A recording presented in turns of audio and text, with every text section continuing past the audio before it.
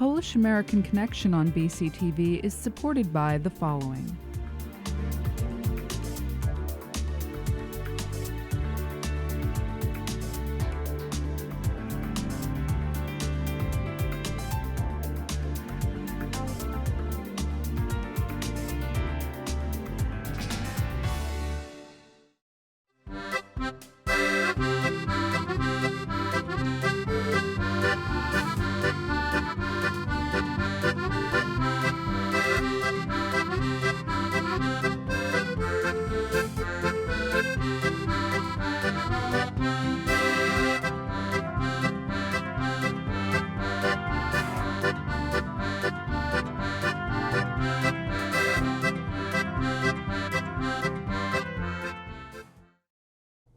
Greetings and welcome. This is your Polish American Connection TV show, and I'm the producer and host, Tom Gajewski, and we want to welcome you, and we think we have an interesting program for you. We're going to be revisiting a topic that we covered before, and that's the illustrated history of St. Mary's Roman Catholic Church at 12th and Spruce Streets in Reading. And as we've talked about many times, St. Mary's has been the hub of the Polish community for many, many years. Certainly a lot longer than I've been alive. So it's a long time. But before we get into the, and I also want to remind everybody, please get a paper and pencil, because at the end of the show we're going to have some announcements about upcoming events that you might want to make note of. And you don't want to be running out to get a pencil at the last minute.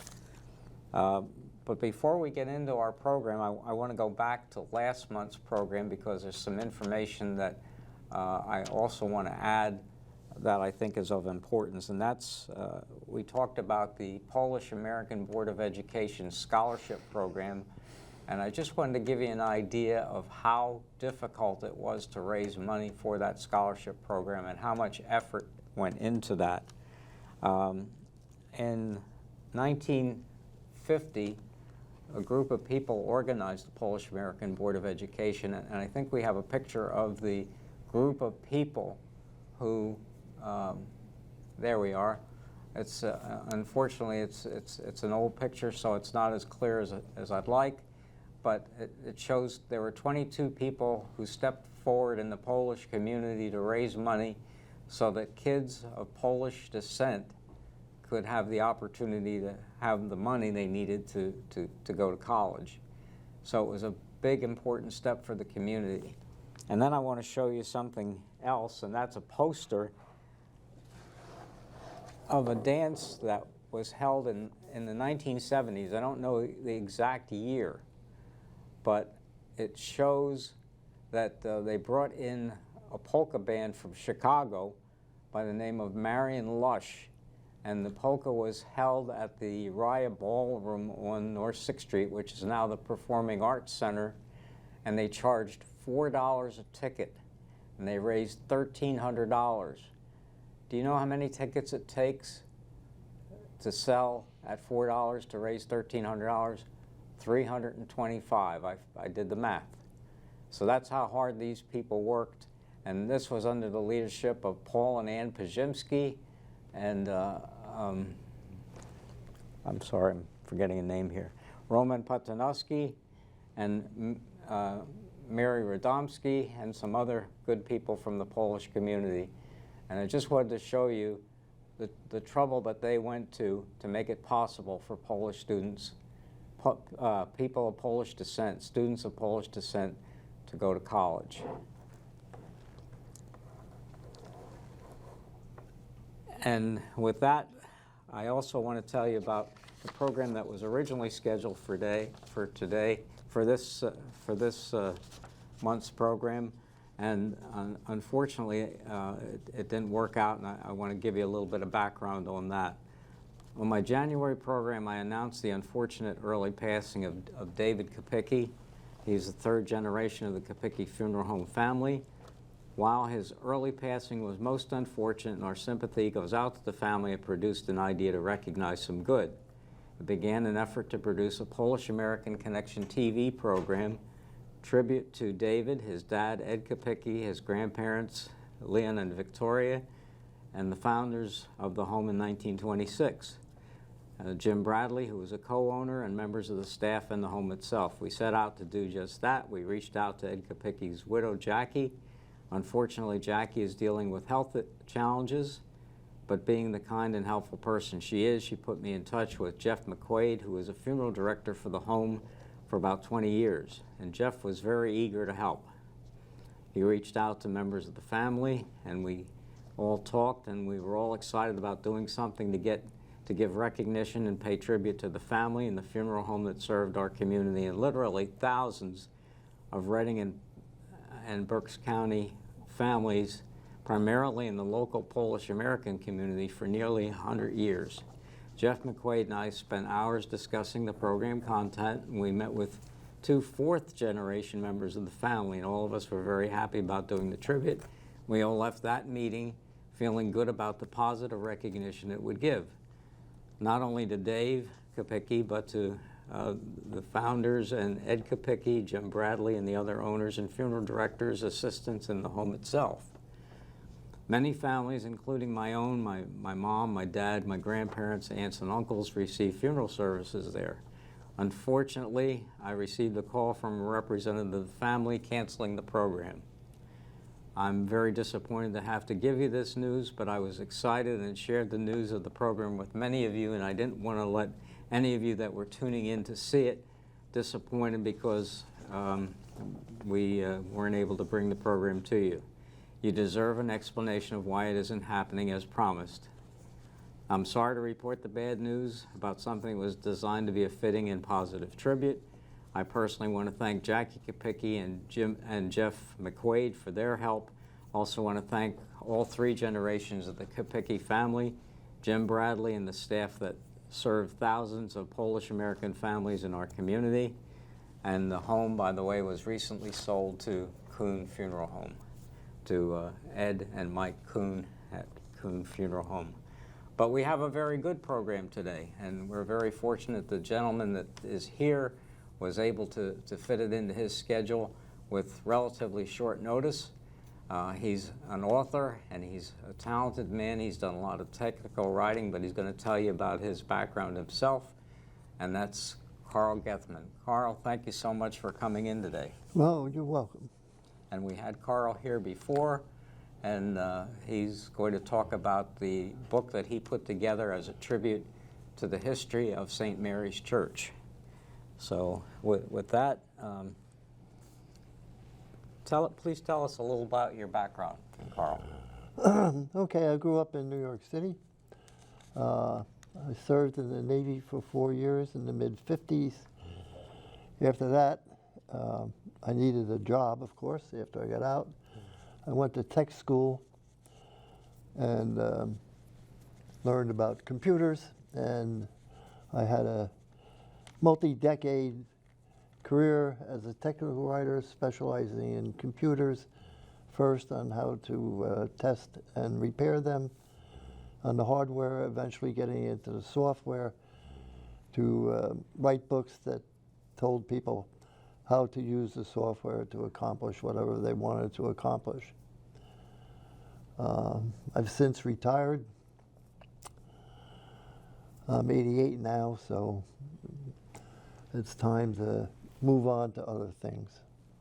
And thankfully, he's decided to make one of those things an effort that took how long to do, Carl, roughly?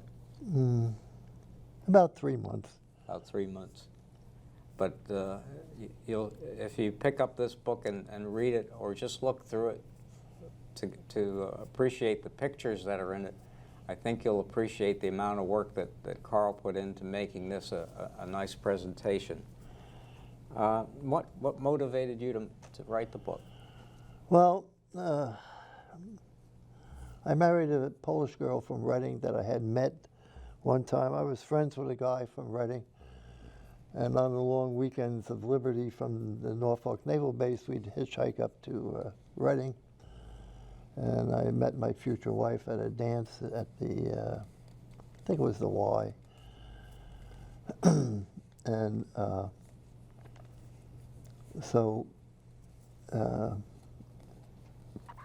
became a member of St. Mary's Parish, even though we lived in Norristown at the time. On the weekends, we would come up to visit our parents. And at first, I was kind of leery about whether I'd be accepted as being of German background, because the Germans did not obviously treat the Polish very nice.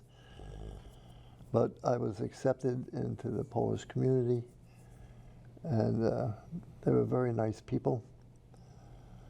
In 2015, because of the dwindling number of parishioners, as the older folks died off, the younger folks didn't join the parish in the numbers that it used to be in the past. So we got first merged in 2015 with St. Catherine's, and then in 2016, the parish was extinguished, and basically we're now members of St. Catherine's of Siena Parish. But Mass is still being held there. Masses, weddings, and funerals are still being held in St. Mary's. Eventually, because the older folks, like myself, are passing on, the children are not joining the parish in the numbers they did in the past. So eventually, for all purposes, the parish will become physically extinct because there won't be enough people to keep the parish going, and the church would probably be sold off. I'm a digital artist in addition to doing other things, and I did not want the parish to go into oblivion, because it is an absolutely beautiful church. It was built in 1888. It has paintings in it. I don't recall his name offhand, but he was a very famous local painter who painted various religious pictures in churches. It has an absolutely exquisite set of Stations of the Cross. It's just a beautiful church of the kind that they used to build, and not the modern stuff that the church builds nowadays, which frankly I don't care too much for. Architecturally, they're not very interesting. So I decided to write a book to commemorate the parish.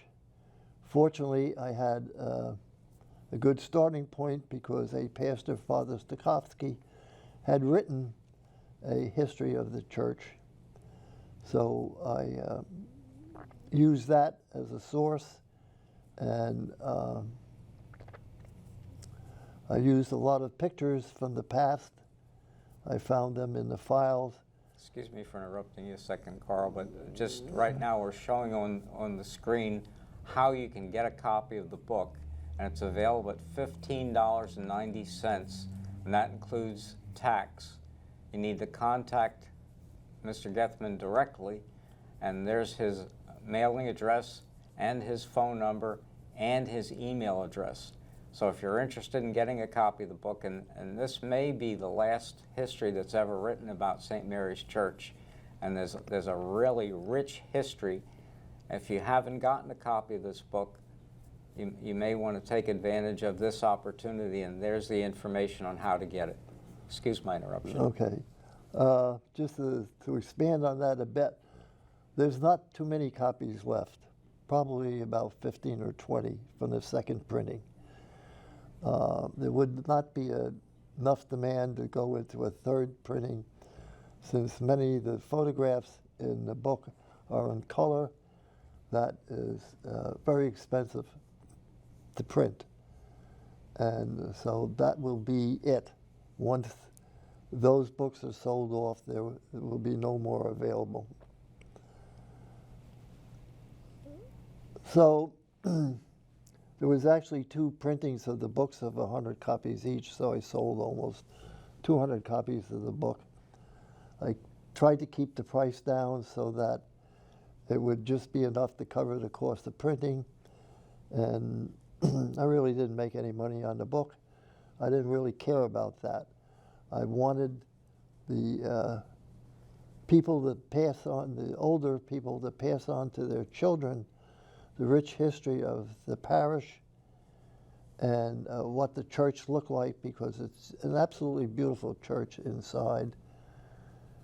And especially in addition to the paintings from the local painter who was famous for painting in churches, there are exquisite Stations of the Cross. I guess they'll, if St. Mary's is eventually sold because of the declining number of parishioners, they'll probably end up being transferred to St. Catherine's Church. So they, at least I hope that's what they do, because it would be a shame if those were ever lost. And the book does cover the entire history from 1833, to some extent from 1833 up till... No, 1888 I'm sorry, 1888, I beg your pardon. up until when the parish was extinguished in 2016. Long time. Because the rest of the history since then is really a history of St. Catherine's. So I'm not interested in documenting their history. And you've gotten a lot of good illustrations, a lot of pictures for the book, and you've had some collaboration with people. How did you manage to get all that together in 3 months' time? Well, from my experience of being a technical writer, I'm a very fast writer. Okay. And a very fast researcher, because in order to do the technical documentation, you have a certain amount of time, and it has to be done in that time. So I'm a fast writer, and I'm really good at digging out information quickly. So I was able to, I think it was 3 months. I can't absolutely say it was 3 months, but it seemed to go very fast. And you reached out to a lot of the current parishioners, I guess, for pictures and things like that? No, the pictures were in the file, actually. Oh. So, and then I took a lot of pictures inside the church so that you could see the church as it is now. And there are pictures in the book that show the changes in the church over time. And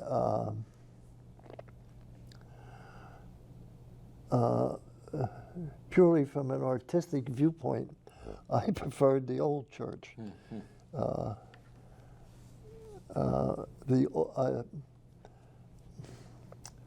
For those that are familiar with the development of the Catholic Church, the altar is really not much now. It's just some kind of table, and the priest says the Mass facing you.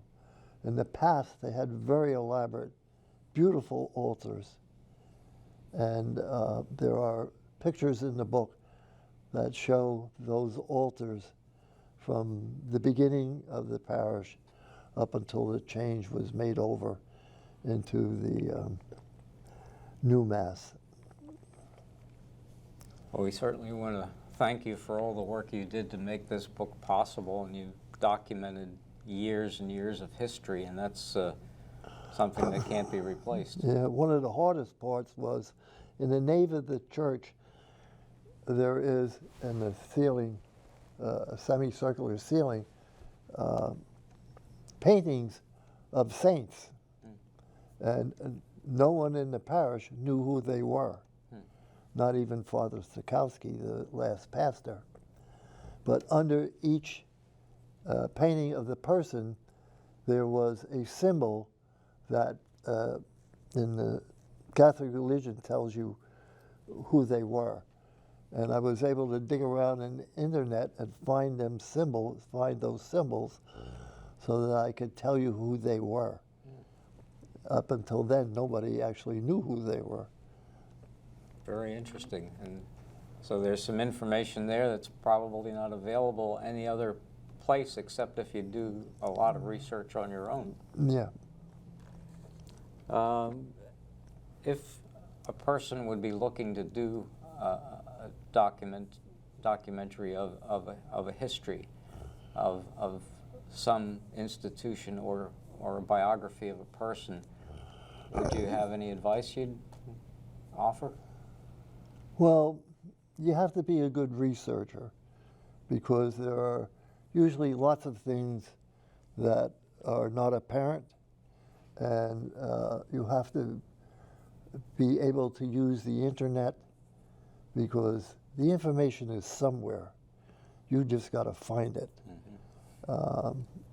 Some of it's easier to find than other. Yeah, well, like I said, there was no information about who the saints were in that nave of the church, and it was only through their symbol underneath them that I was able to use the internet to find out the connection between the symbol and the painting. There are one of the things that are not in the book, on top of the Stations of the Cross, there are symbols up near the ceiling. I was never able to take a picture of them because it's so dark up there that there was just no way I could take a picture of it and find out what the symbol meant. But I'm assuming that the symbol had some connection of the saint or Christ or the Virgin Mary that's depicted in the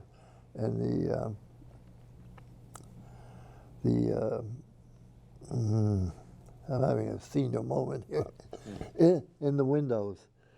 And one of the things that I really like about St. Mary's is it's the windows from the olden times, which were much more beautiful than at least in my estimation, than the sort of modern art kind of windows that you see in the recent churches, like in, say, St. Catherine's.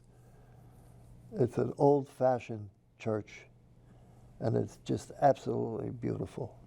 Many people have shared the opinion that it's one of the most beautiful churches that still exist in Berks County. Well, at one time, the previous pastor of St. Catherine's, Monsignor Dolman, announced at one of the masses, if you want to see a real church, go down and see St. Mary's. I know Father Dolman was very proud of being the pastor there. Okay, Carl, thank you very much.